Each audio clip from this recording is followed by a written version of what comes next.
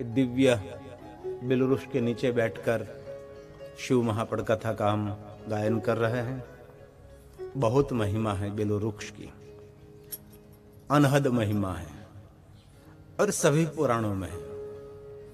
अभी तक क्या हुआ, तुलसी पत्र की बहुत महिमा सभी वक्ताश्रियों ने इतनी गाई, जहां देखो वहां तुलसी पत्र, तुलसी पत्र, तुलसी पत्र।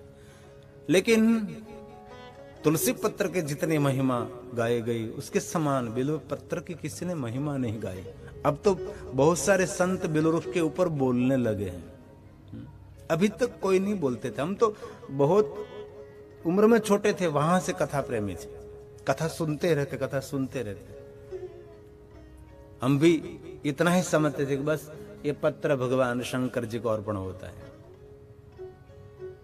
और शास्त्र में देखा तो पता लगा कि उनकी तो कितनी महिमा है। ये बिलवृक्ष को श्री वृक्ष कहा जाता है। श्री द्रुपाय नमः उसका मंत्र है। द्रुप मतलब वृक्ष, और दूसरा नाम है श्री फलाय नमः। पत्र तोड़ते तो ये मंत्र बोलना पड़ता है, बाद में पत्र तोड़ सकते हैं, और पहले बिलवृक्ष की स्तुति करनी पड़ती है, उसको प्रणाम करना पड़ता है। लोग कैसे होते हैं, शिव जी को चढ़ाने के लिए पूरे बिलवृक्ष के सब डाली तोड़ देते हैं। ऐसा कहीं नहीं कहा। इसमें से 3-3 पंखड़ी वाले हैं वही लेना है, और कोई पत्र नहीं लेना आपको। और ज्यादातर महिमा 3 पंखड़ी वाले के पत्र की है। एक बिल्व पत्र महादेव को अर्पण करे, त्रिदलम त्रिगुणाकारम त्रिनेत्रम च त्रियाउधम त्रिजन्म पाप संहारम। एक बिल्व पत्र शिवा अर्पण, महादेव जी को अर्पण करे। एक बात बहुत सुंदर मैंने सुनी, कोई बिलवृक्ष को स्पर्श करे, ऐसे स्पर्श कर लिया, वो व्यक्ति 108 दिन तक सत्यलोक के अधिकारी बन जाते हैं। 108 दिन में उसकी कभी भी मृत्यु हो जाए तो वो सत्यलोक में जाते हैं स्पर्श करने मात्र से। आपकी 108 दिन की बैटरी चार्ज हो गई। ये उनको स्पर्श करो बस। एक बार कर ले 108 दिन, दूसरी बार कर ले दूसरे 108 दिन, तीसरी बार 108 दिन, ऐसे। कितनी सुंदर महिमा। और एक बात बहुत सुंदर मैंने सुनी कि बिलवृक्ष के जो फल हैं यहाँ जो है लटक रहा है, भरत भाई आप केंद्रित कर सकते, यहाँ जो फल है उसको हमारी भाषा में बिला कहते हैं, बिल्व फल है, उनका नाम श्रीफल है। तो ये जो लटक रहा, अभी आप टेलीविजन में देखते हैं, उसका जूस, उसका शरबत पिए तो 27 दिन तक आप सत्यलोक के अधिकारी हैं। 27 दिन आप स्वर्गलोक मतलब सत्यलोक, जहां ब्रह्मा जी, जहां विष्णु देवता निवास करते उसको कहते हैं सत्यलोक, उनके अधिकारी बनते हैं। इसीलिए रोज बिलवृक्ष का स्पर्श करें, रोज उनको प्रणाम करें, उनका दर्शन करें। महादेव स्वरूपम बिलवृक्षों, ये महादेव का स्वरूप है। स दीपमाला, बिलवृक्ष के नीचे दीपमाला प्रज्वलित करने से तत्व ज्ञान संपन्न, उसको तत्व का ज्ञान हो जाता है। यही बिलवृक्ष की महिमा। आयुर्वेद में उनकी बहुत प्रधानता है बिलवृक्ष की। शिव महापण में तो है ही। ये लक्ष्मी की साधना का फल है ना। लक्ष्मी जी ने उपासना की है, ये लक्ष्मी जी ने साधना की, तो ये वृक्ष हम सबको मिला। और ये दोनों वृक्ष के बीच में बैठकर हम शंकर भगवान की कथा का गायन कर रहे हैं। कल एक वक्ता श्री बोल रहे थे कि हम प्रयास कर रहे हैं, बिलवृक्ष हमने 4 बिलवृक्ष लगे, उसके बीच में बैठकर मुझे अब कब बिलवृक्ष बड़े हो गए, कब कथा करेंगे, मेरे को तो तैयार मिल गए। एक कर रहे कि हमारे सेवक ने लगाए 4 बिलवृक्ष, उसके बीच में व्यासपीठ में रखेंगे और हम कथा गाएंगे। लेकिन वो बड़े होने में तो कितने समय लग जाते हैं, और ज्यादातर वृक्ष जल्दी बड़े हो जाते हैं, लेकिन बिलवृक्ष को बड़े होने में बहुत समय लगता है। तो यहाँ एक एक श्लोक सिद्ध हो रहा है। बिलवृक्ष की जो मिट्टी है ना, मिट्टी, उसके एक एक मिट्टी का कण वो तीर्थ से भी श्रेष्ठ माना जाता है। ये जो कुंडा है जो कह रहा नीचे है, एक छोटी बात नहीं, बहुत बड़े भाग्य की बात है। जप तप साधना अनुष्ठान उपासना बिलवृक्ष के नीचे, और ठंडे प्रदेश में नहीं होता। यूके में कहीं बिल वृक्ष नहीं होते, ऐसे थोड़ा गमले में थोड़ा सा हो जाते हैं, बाकी तो सूख जाते हैं। टेक्सास में वृक्ष होता है, डेटोना बीच हम गए थे, वहां भी जो अमेरिका में थोड़ा सा भारत जैसा वातावरण है वहां हो सकते, शिकागो के आसपास नहीं हो सकते क्योंकि वो ठंडा प्रदेश। यहाँ भारत में भी कश्मीर में ये वृक्ष नहीं होते, हिमालय में जो ठंडा प्रदेश है वहां नहीं होते। यहाँ ऋषिकेश के आसपास बहुत वृक्ष रहते हैं, बिल वृक्ष के, और वहाँ के बिले इतने इतने बड़े होते हैं, ये छोटे छोटे नहीं, बहुत बड़े बिले होते हैं, बहुत बड़ी साइज के बिल्व पत्र होते हैं।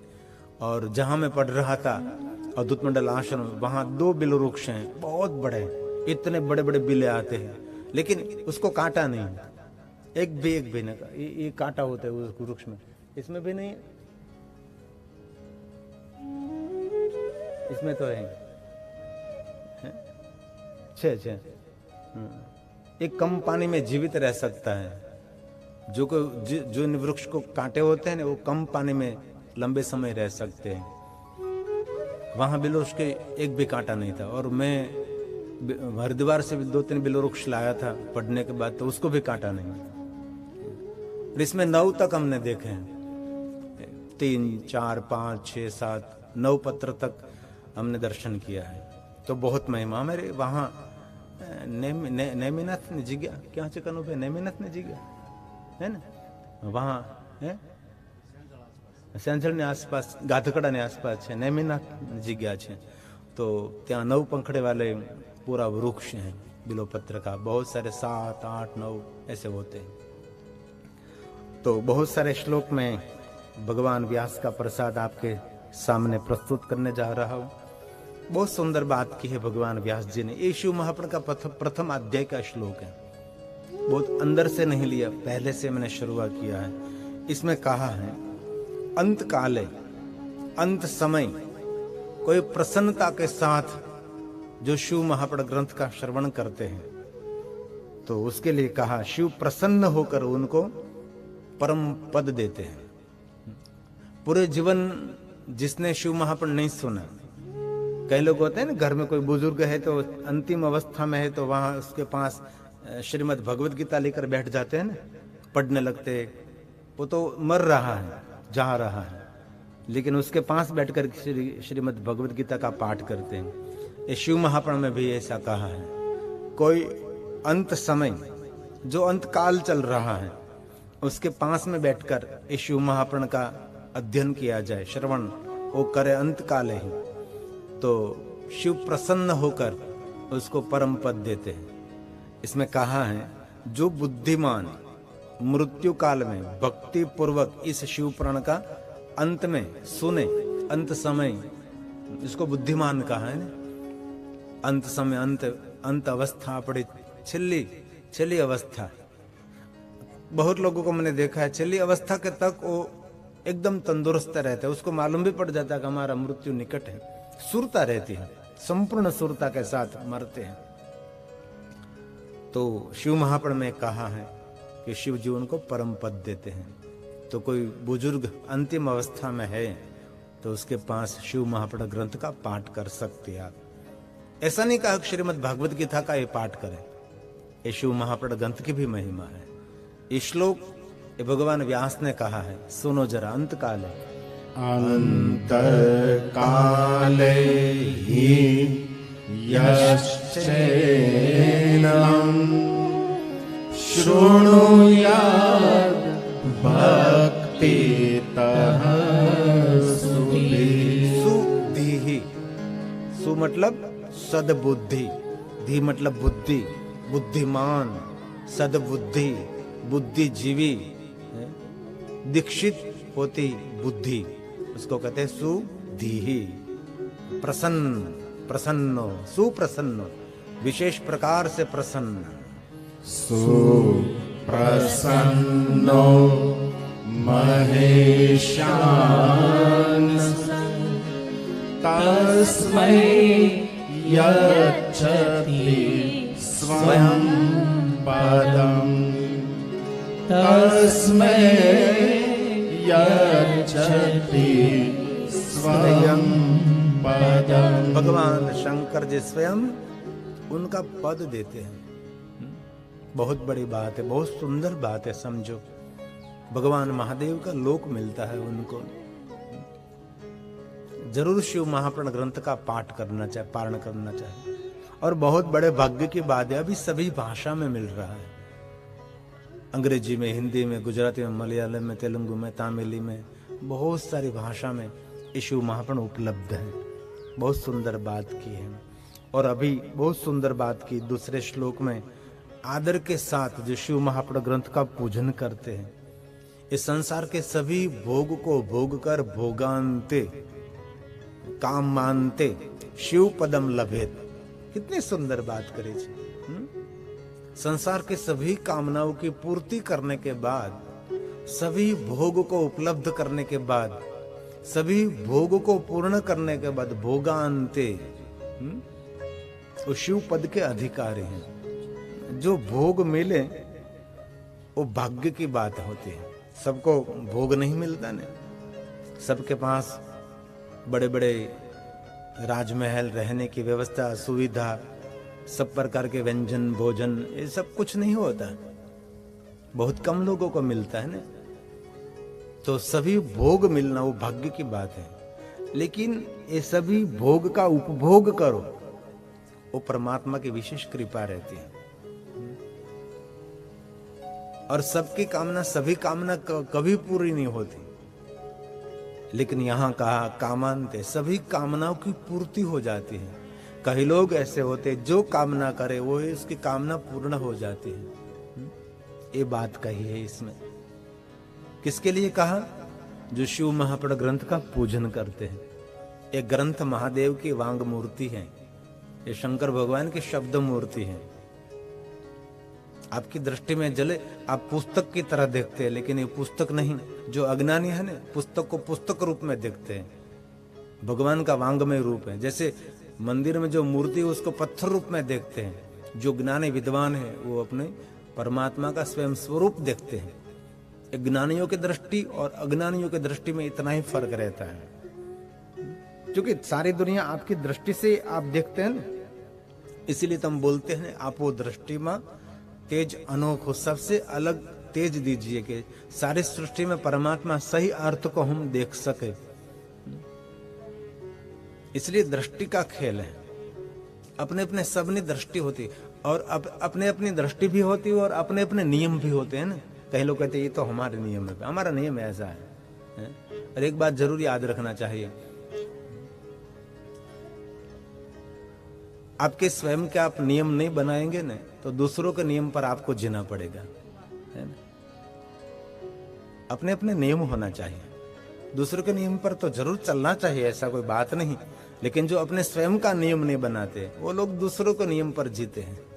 ऐसा नहीं, आपकी भी कोई स्टाइल होनी चाहिए, आपकी भी कोई रीत अलग सी, अलग सा अनुभव, अलग सी दुनिया, अलग सी बोल चाल, सब कुछ अलग रहना चाहिए। दूसरों की तरह नहीं, आप कुछ अलग हो।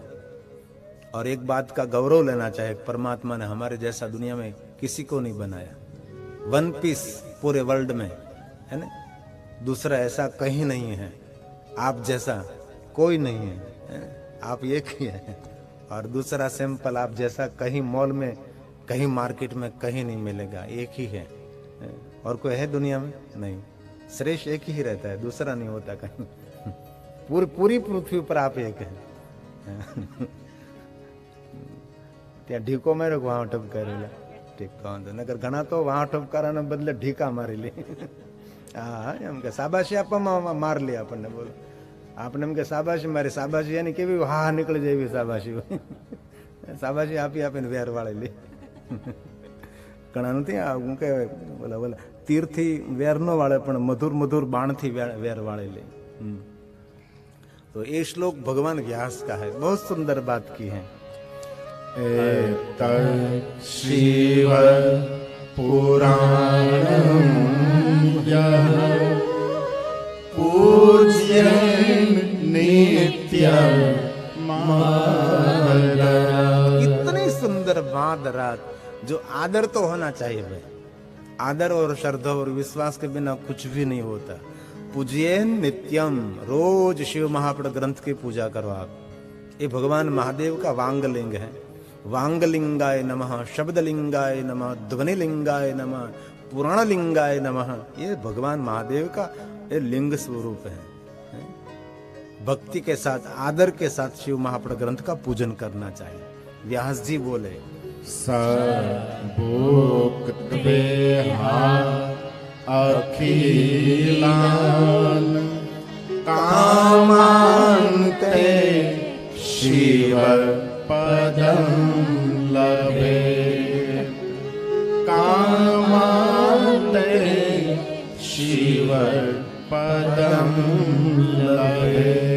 भगवान महादेव के पद का अधिकारी हो जाएगा जो शिव महापुराण ग्रंथ का पूजन कर, उसके लिए कहा है। और बहुत सुंदर सुंदर बातें शिव महापुराण में कही हैं। जो आदर के साथ आलस्य का त्याग करके शिव महापुराण ग्रंथ का पूजन करें और शिव महापुराण ग्रंथ को वस्त्र आदि से ग्रंथ का सम्मान करें, उसके लिए कहा वो सदा सुखी रहकर अंत में भगवान महादेव के लोक में आनंद पा सकता है। सत्कार करे, पुराण का सत्कार करते हैं ना। अब तो ये सब प्रथा धीरे धीरे कम होने लगी है। पहले तो हम बहुत प्रारंभ में जब कथा करते थे तब कहीं लोग कथा में आते थे तो लोग चावल गेहूं ये सब तो लाते थे, कहीं के लोग वस्त्र लाते थे, तो ग्रंथ को वस्त्र से सम्मानित करते थे। ऐसे कटपीस लाते थे, बहुत सारे वस्त्र आते थे पहले, आते थे कथा में करता रहता। और लोग आते रहते हैं, कोई वस्त्र ओढ़ाड़े, कोई गोड़ ने, खांड ने, साकर ने, श्रीफल ने, घઉં ने, ચોખા ने, बाजरो ने, બધું આજુબાજુ जाने ने ओले क्या करियाણા दुकान એવું પેલા હતું। આખો ટોપ ભર્યો ઘઉંનો ને બાજરાનો હોય ને ચાવલનો, પછી સિંગ મગફળી હોય, ઘણા ઘણા મગ લાવે, અડદા લાવે, કીડીયું તો હોય જ, તો હાકર ધરે એટલે પડા ને પડા હાકર ના ધરે, આટલું બધું આજુબાજુ જાણે આપણે આમ ઓલું કરિયાણાની દુકાન કરીને બેઠી એવું લાગતું। તો હવે આ પ્રભુએ કૃપા કરી કે આ બધું આમ પેલું ડિજિટલ થઈ ગયું કે ભાઈ આ બધી વ્યવસ્થા નહીં, पूरी दुनिया बदल रही है, तो कथा की व्यवस्था भी पूरी बदल गई है। तो पहले ऐसे वस्त्र लेकर आते थे और शिव महापुराण भगवान को समर्पित करते थे। ये बात शिव महापुराण में कही है। जो कोई आदर के साथ शिव महापुराण ग्रंथ का वस्त्र से जो सम्मानित करते हैं, सत्कार करते हैं, ससुखी सदा और नित्य सुखी रहेगा। ये शिव महापुराण की बात है। ये जो वस्त्र है ना, ये शिव पुराण भगवान को अर्पण करते हैं, वस्त्र दान करते हैं, शिव महापुराण ग्रंथ को अर्पण करते हैं। ये आपकी जानकारी के लिए कह रहा हूँ, ये शिव महापुराण में सभी बातें हैं। शिव पुराणस्य कुर्वन् नित्यं तन्द्रितः पट्टवस्त्रोद्दीन सम्यक् सत्कारं सुखी सदा। क्या कहा? सत्कारं सुखी सदा। कितनी सुंदर बात करे, सदा वो सुखी रहेगा। पट वस्त्र दिन सम्यक, शिव पुराण ग्रंथ को वस्त्रों से सम्मानित करे, ऐसी बात शिव महापुराण में कही। इसलिए वो पहले बहुत हम कथा में प्रारंभ किए थे तब ऐसा सब चलता रहता था। बहुत लोग वस्त्र शिव महापुराण ग्रंथ को अर्पण करते थे। अब बहुत सुंदर बात की है। वेद इतिहास शास्त्रेषु जो श्रेय और पुण्य देते हैं वो अकेला शिव महापुराण दे सकता है। सर्वथा ही मुमुक्षु हूं, जो आत्मज्ञानी, जो मोक्ष की इच्छा युक्त है, उनके लिए वेद इतिहास सभी शास्त्र जो पुण्य देता है वो सभी पुण्य एक शिव महापुराण देने में समर्थ है।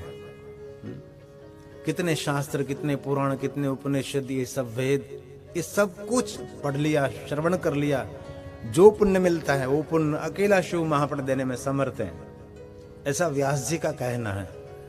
इसलिए सभी शास्त्र सुनो, सभी इतिहास सुनो, सभी पुराण सुनो, वेद आपने सुन लिया, सब कुछ कर लिया, लेकिन जो श्रेय वहां से मिलता है वो श्रेय महतः शैव पुराण विज्ञेयम, ये शिव महापुराण ग्रंथ मात्र से मिलता है। इसलिए सर्वथा उनका श्रवण करना चाहिए, ऐसा व्यास जी का कहना है। सदा निरंतर श्रवण करे शिव महापुराण ग्रंथ का। ये महात्म्य है सुनने की, ये तो बहुत कम है जी, बहुत बहुत कुछ है। ये शिव महापुराण ग्रंथ के प्रारंभ के सभी श्लोक हैं, ये व्यास जी का प्रसाद है। वेदेतिहास शास्त्रेषु परम श्रेयस्करं महतः शैवं पुराणं विज्ञेयं सर्वथा हि मुमुक्षुभिः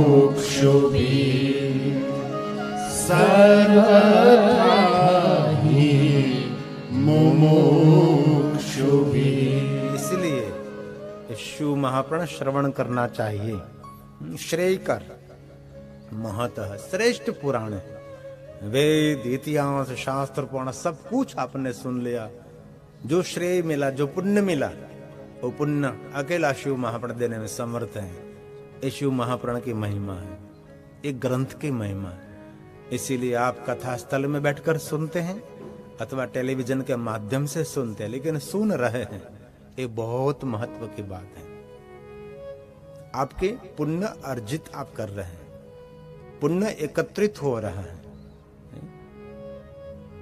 ये बहुत बड़ी बात है, जीवन की सबसे बड़ी उपलब्धि है। और हमारी साथ संगात, ये पुण्य और पाप दो ही है। आप किसको साथ में ले जाना चाहते हैं, पाप को अथवा पुण्य को?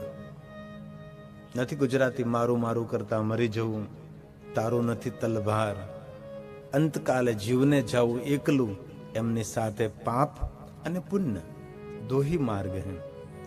आप कहां जाना चाहते हैं ये आपको तय करना है।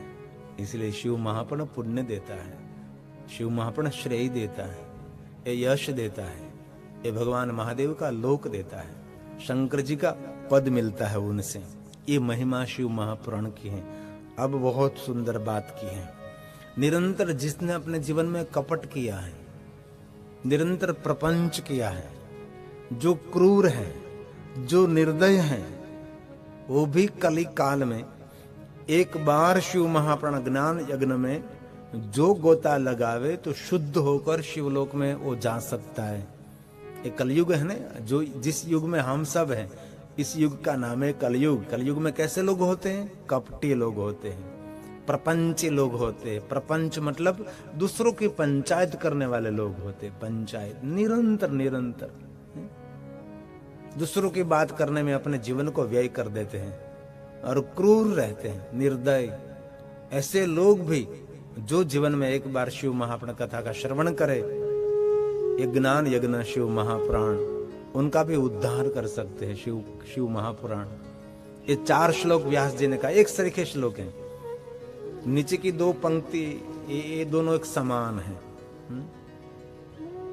छल कपट प्रपंच क्रूर निर्दय दंभी लोग होते हैं ना दुनिया में, जो है वैसे दिखाई नहीं देते, कुछ अलग दिखाई देते हैं।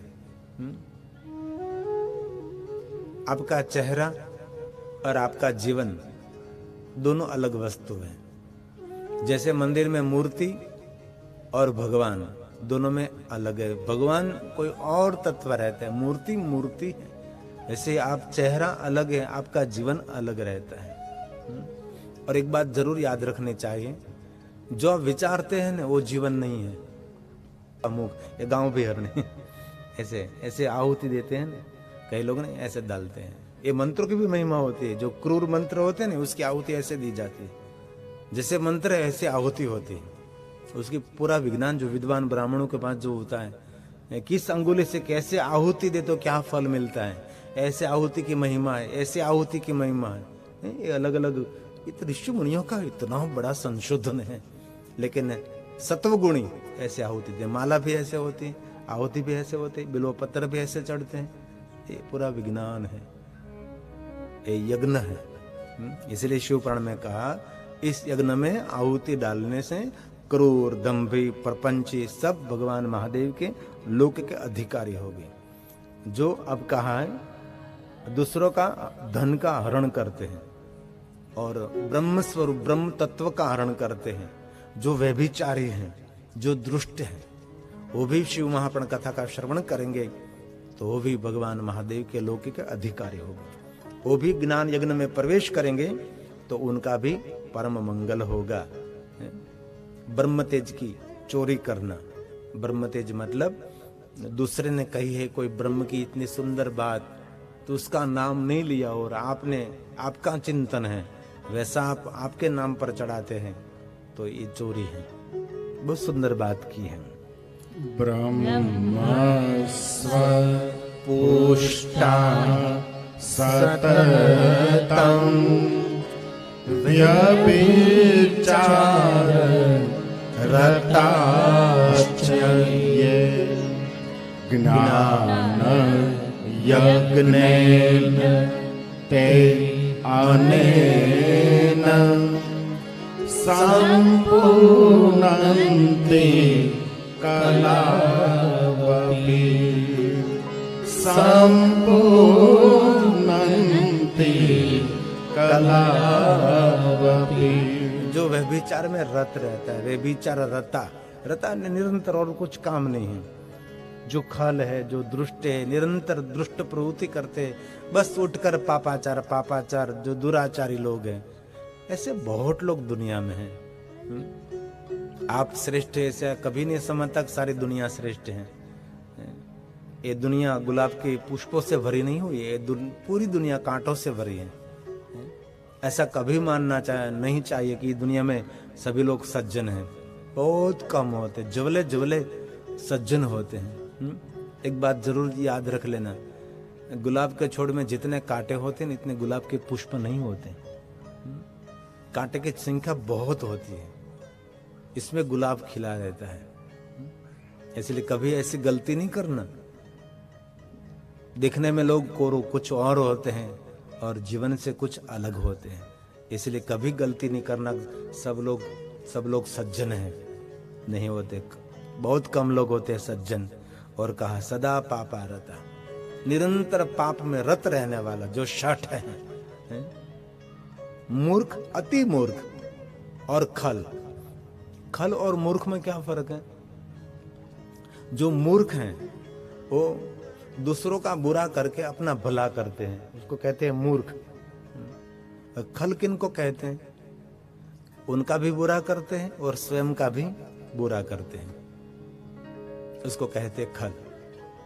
मूर्ख में से जो बढ़ती मिलती है वो खल बनता है। इसलिए मूर्ख से भी बड़ा भयंकर, गुजराती में कहो तो मूर्खानो सरदार, यानी खल क्या है। अपना भी खराब करे, दूसरों का भी अहित करे, उनको खल कहते। शठ, कहीं सेठ लोग भी शठ होते हैं। ऐसे लोग भी जो ज्ञान यज्ञ में लाभ लेते हैं तो भी महादेव के लोग के अधिकारी बन जाते हैं। ये कहा है इसमें शिव महापुराण में। अभी 2 श्लोक बाकी है, बहुत सुंदर बात कही है। इस शिव महापुराण का प्रथम पहली बार ये पढ़ रहे हैं। मेरे पास लिख तो लिया था मैंने कहीं समय से, लेकिन पढ़ने का अवसर नहीं मिलता था।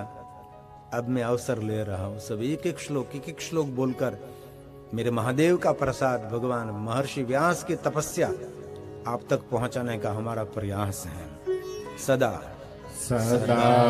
पाप रता ये शठाति दुराशया ज्ञान यज्ञेन ते अनेन सम्पूर्णन्ति कलावपि सम्पूर्णन्ति कलावपि। जो दुष्ट अंतकरण वाले लोग हैं, जो मलिन अंतकरण वाले लोग हैं, उनके लिए भी कथा लाभकारक है। भगवान व्यास ने एक को भी नहीं छोड़ा, सबके लिए कह दिया। निरंतर पाप में रत रहने वाला, सदा पापाचार करने वाला, जो मलिन है, जो अशुद्ध अंतकरण वाला है, इस कलयुग में जो शंकर जी की कथा सुनते ज्ञान यज्ञ में शुद्ध हो सकता है। और कल कहा था न कि गंगा में स्नान करे, सभी पवित्र नदियों में स्नान करे, ये सभी पुण्य और पवित्रता और शुद्धता ये शिव महापुराण दे सकता है।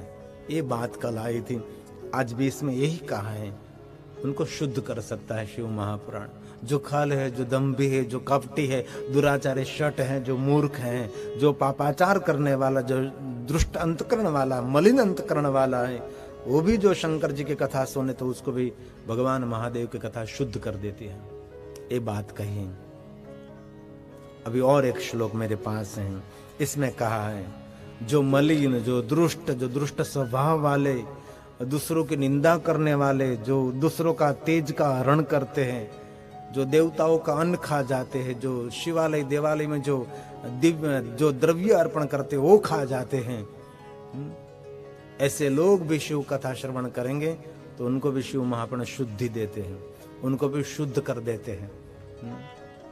ऐसे बहुत लोग होते हैं। मंदिरों में रहकर मंदिर का प्रसाद खा जाते हैं, ऐसे लोग होते हैं। कहीं कहीं जगह पर हमने देखा है जो मंदिर में ट्रस्टी लोग होते हैं ना, मंदिर का लाभ उठाते हैं। ये बहुत बड़ी बात है।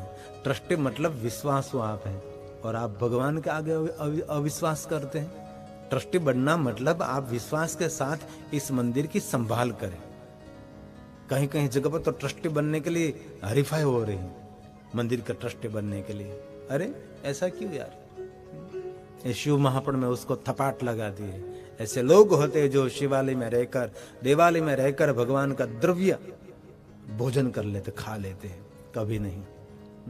ये मलिन दुष्ट अंतकरण वाले लोग हैं।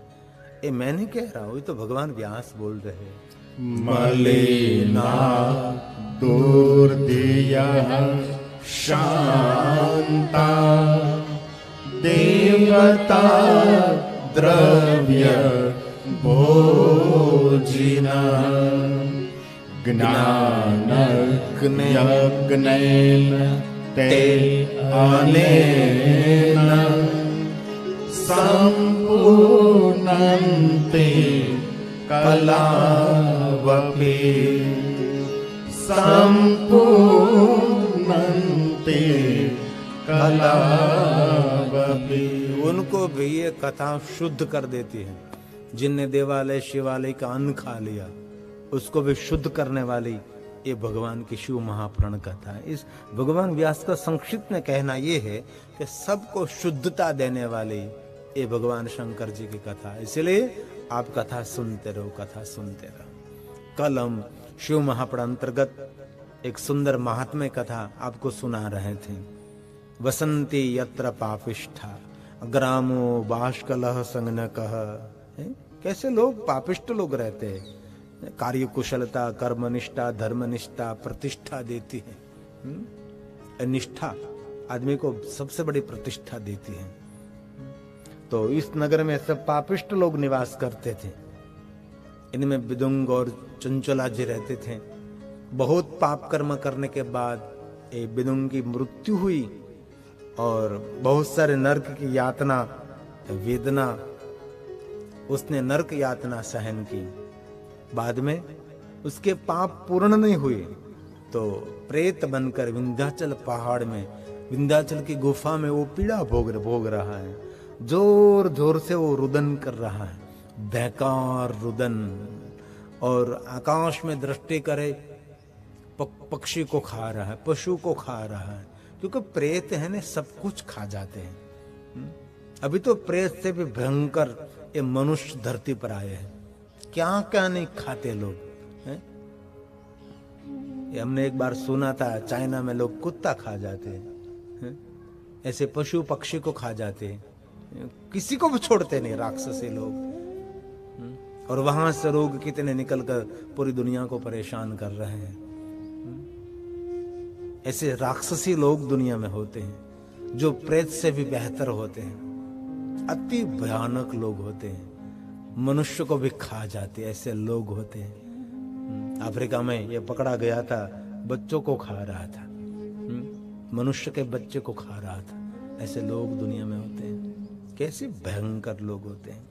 ऐसा नहीं कि सतयुग त्रेता में द्वापर में राक्षस थे, अभी कलयुग में से उससे भी भयंकर राक्षस हैं। बहुत समय पहले मैंने अखबार में सुना था, पूरे एक होटल पकड़ी गई थी, मनुष्य को उसको खिला देते थे। सब्जी देने वाला आता था तो सब्जी देने वालों को अंदर ले लेते, काट देते थे और मिला देते थे, और एक ये होटल पूरी पकड़ा गई थी।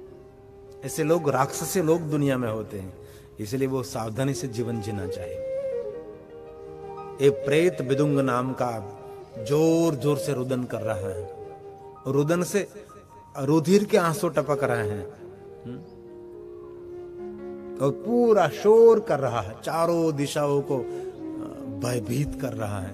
ये भूत, ये प्रेत, ये पिशाच इतना भयंकर है।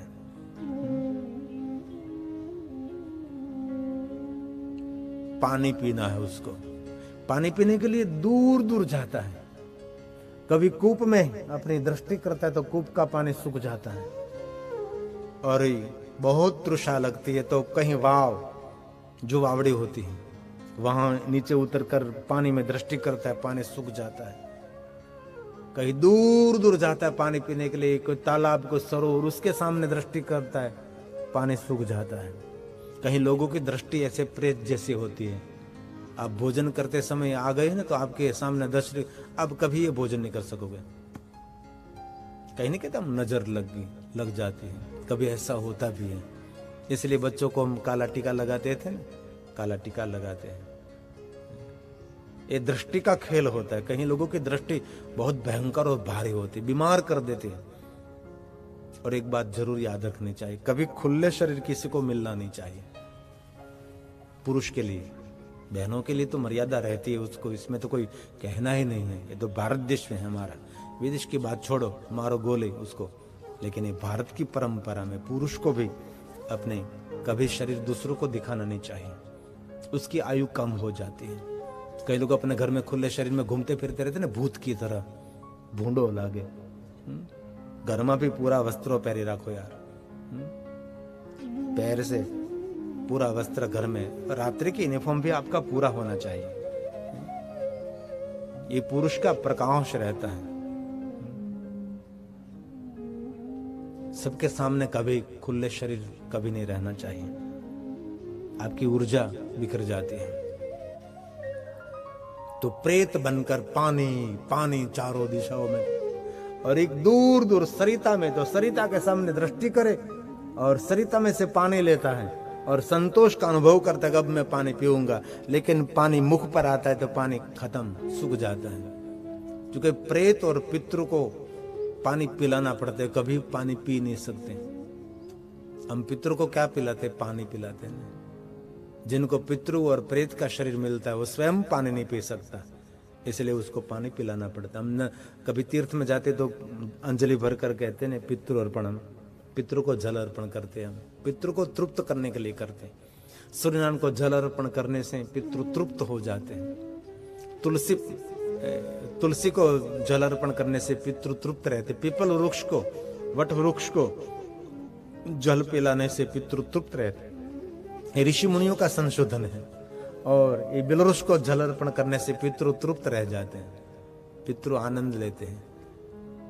और भगवान महादेव को जलाभिषेक करने से एक पितृ नहीं हजारों पितृ परम गति को प्राप्त हो जाते हैं।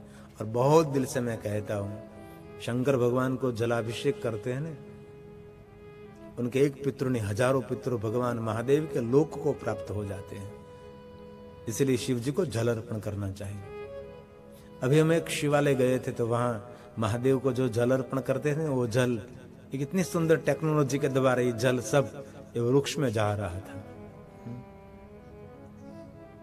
ये जल का व्यय नहीं हो रहा, नाली में नहीं जा रहा था, ये जल की अलग व्यवस्था हो रही थी। महादेव को जो जल अर्पण करते, नमो भवा शर्वाय रुद्राय वरदाय विष्णुपति, बाबा को जल अर्पण करते हैं। जलधारा से मन शांत रहता है। और मानव मात्र का कर्तव्य है नित्य भगवान महादेव को जलाभिषेक करें। और बहुत दिल से कहता हूं, जो महादेव को जलाभिषेक नहीं करते वो प्रकृति के ऋणी रहते हैं। भले आप शिवालय नहीं जा, जो विदेश में लोग रहते हैं वहां तो शिवालय निकट नहीं होता, बहुत दूर दूर मंदिर रहते हैं ना। अमेरिका में जाओ तो दूर मंदिर है, इंग्लैंड में भी दूर दूर मंदिर, निकट नहीं होता, दो दो एक एक घंटे सफर करने पड़ते तब मंदिर आता है। तो शिवालय मंदिर आप नहीं जा सकते, आपके घर में ही भगवान महादेव की शिवलिंग रखो, जिनको चलित शिवलिंग कहा जाता है ना। छोटा सा शिवलिंग हो, सुंदर छोटी सी नीचे पीठ हो, उनको पात्र में ले लो, सुंदर जल का लोटा, ओम नमः शिवाय, ओम नमः शिवाय, ओम नमः शिवाय बोलकर उसको जल अर्पण करो। और जल अर्पण करने के बाद, जलाभिषेक करने के बाद वो शिवलिंग और पीठ ले लीजिए और कपड़े से एकदम उसको साफ कर दीजिए और बाद में भगवान को स्थापित करें। और ये जो जल है वृक्ष को पिला दीजिए, इसमें अबिल गुलाल कंकु कुछ नहीं है, ऐसा शुद्ध जल है, और वृक्ष को दे दीजिए आप। अथवा कहीं जगह और पगतल न आवे से ये जल का विसर्जन कर लीजिए, ये जलाभिषेक हो सकता है। कभी कभी अवसर मिले तो पार्थेश्वर महादेव की पूजा करें, बहुत बड़ी बात है।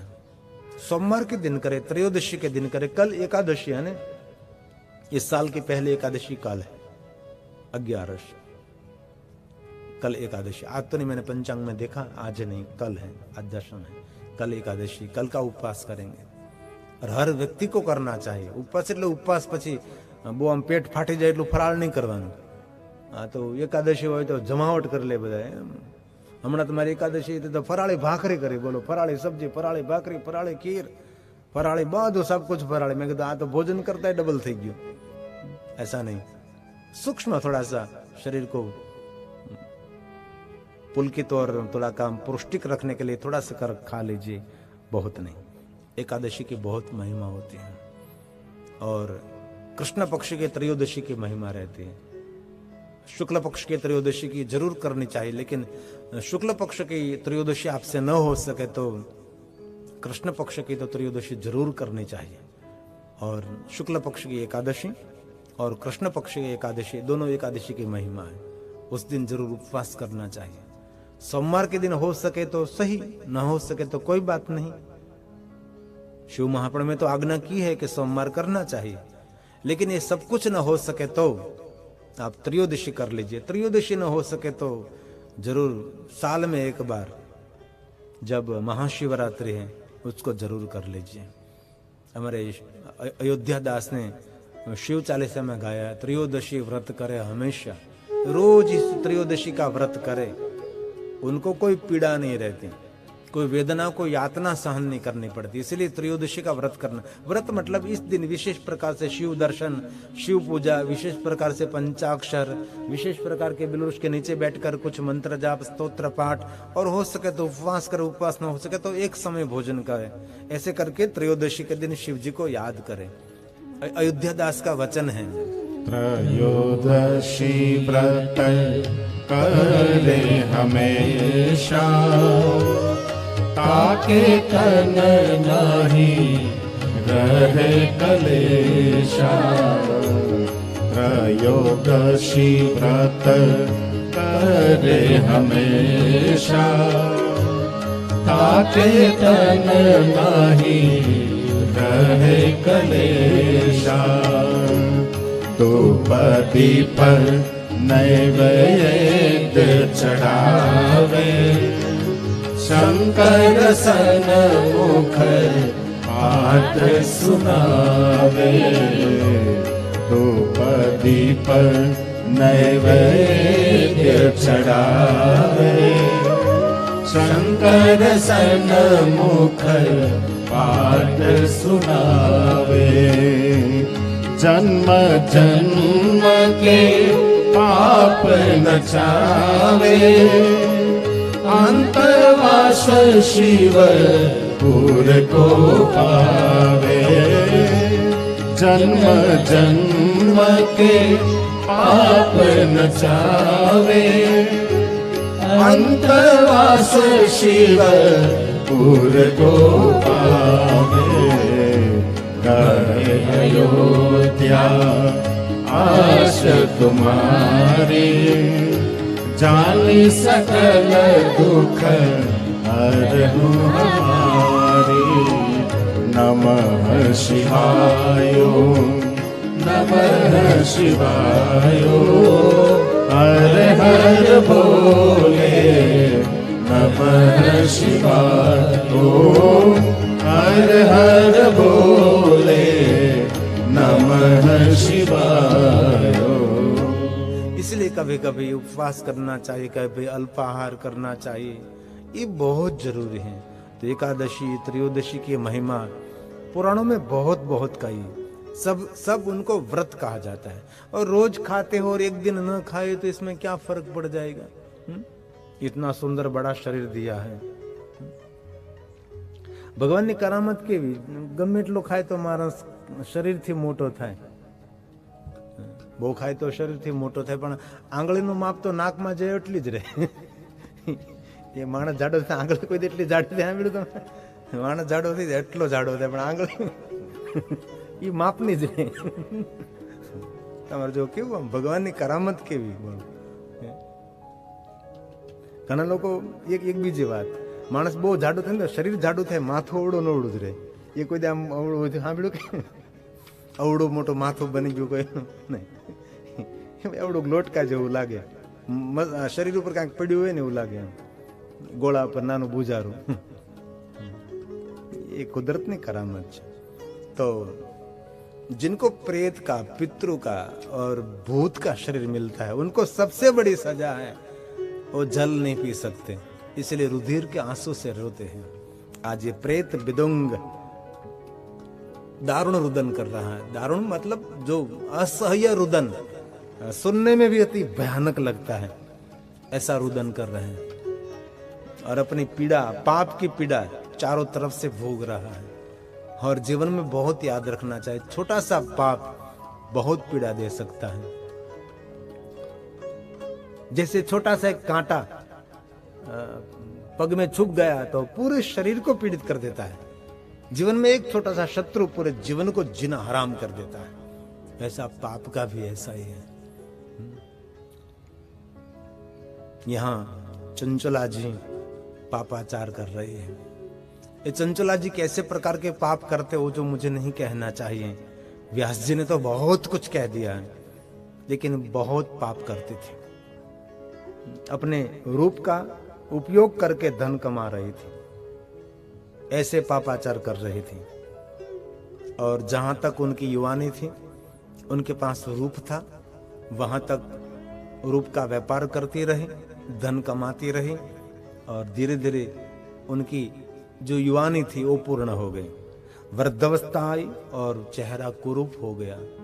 उनको कोई परिचय में नहीं आते, इसलिए उसके पास धन भी नहीं आता। अब दुराचारणी चंचला जी भटक रही है, दुखी हो गई। वृद्धावस्था, बुढ़ापा, दुराचारी नारी, व्यभिचारिणी नारी दुखी दुखी हो गई, भटक रही है, पूरे बाष्कल नगर में भटक रही है। चंचला के मन में विचार आया, ये मेरी वृद्धावस्था, अब मेरे पास धन, कोई व्यवस्था नहीं है, इस गांव को छोड़कर मैं कहीं और चली जाऊं। वो चलने लगी, जाने लगी। दुराचारणी पापीणी जा रही थी और वृद्धावस्था है, इसलिए आंख के पर हाथ रखकर दूर दूर देखती है। ऐसे लोग, वृद्ध लोग होते हैं ना, ऐसे देखते हैं, जो दिखाई नहीं देते ऐसा करते हैं। तो दूर दूर देख रही थी तो एक ध्वजा दिखाई दी। तो उसके मन में हुआ कि सामने कोई ध्वजा है, वहां को स्थान मिलेगा। तो ये चंचला ध्वजा के निकट गई तो सुंदर एक मंदिर देखा। किसी को पूछने लगी कि मंदिर किस भगवान का है। किसी ने बताया कि बहन जी ये मंदिर नहीं, शिवालय है। और वहां पटांगण में गई तो एक देवयज्ञ ब्राह्मण सुंदर भगवान के नाम का प्रवचन कर रहे थे।